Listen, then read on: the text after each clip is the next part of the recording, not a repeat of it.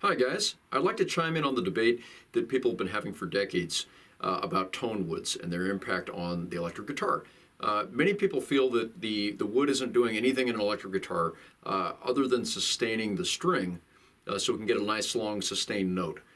Many people feel that because the pickups are magnetic, that it's just magnetics at work and the electronics are really doing the work of the tone and the body wood isn't that important to the tone and we're just imagining it. I completely disagree with this.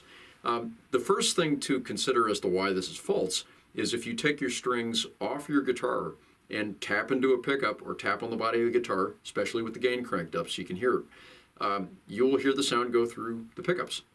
Well, this wouldn't be possible if the pickups are purely magnetic in nature. Well, what's going on here is no matter how well you build a pickup, it has slight microphonic qualities to it. So in other words, a microphone has a diaphragm that moves based on the sound pressure of your voice, and that's converted into signal. So the wines in the pickup, thousands of wines of copper, act like a coil, and the more those move, the more it acts like a microphone. This is why old vintage, like 50s, humbuckers, you could yell into them and easily be heard. But what started to happen is, as people started to use louder amps with more gain, this was completely uncontrollable squeal, not conducive to making music. So shortly, thereafter in the 50s at some point probably, people started wax potting the pickups. So you basically dip the pickup in wax and it seals the coil windings so they don't move as much. Now, if you were to fully seal that where it couldn't move at all, you wouldn't have a real exciting tone. This is why pickups like EMGs, for people who don't like EMGs, people will complain that it tends to just sound more like the pickups and less like a particular guitar when you put the pickups in there, because EMGs are really heavily over potted, basically with lacquer. And you can still hear some of the guitar tone, but it really sounds like 90% pickup tone and 10% of the guitar. Pickups like the bare knuckles I have in these now, they're hand wound and they naturally hear more of the frequency, and it seems to me they're potting them just enough that you get around the microphonics problem, but it still hears the wood of the guitar.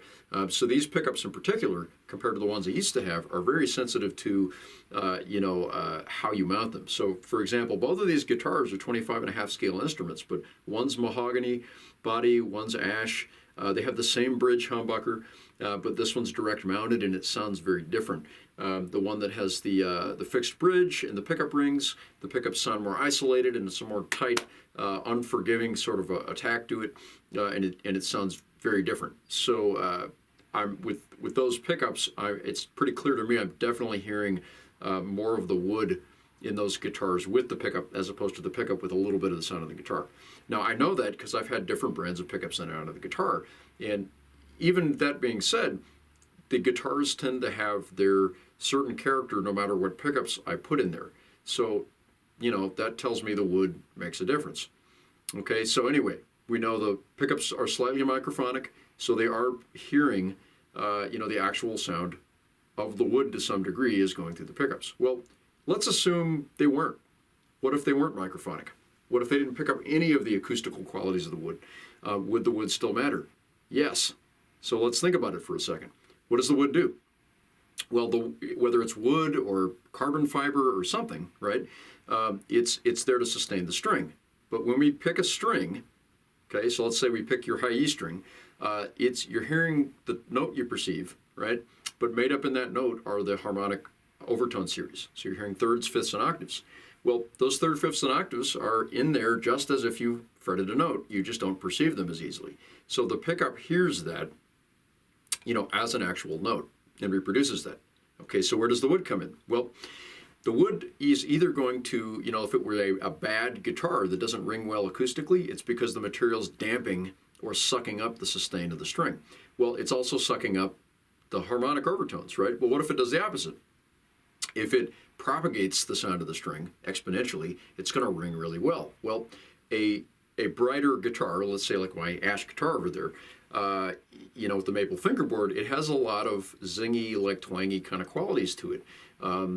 The Model 1 that has the mahogany body, same scale length, same bolt-on design, same headstock and all that, but with a different shape and different woods, it doesn't have a twangy high-end thing. It has a clear high-end and it's really tight, but it has like this focused mid-range thing that's very kind of like Brian May Queenish. So, what's going on there? Well, what's going on is that a bright tone wood, when you pick that string, the sound waves are going through it.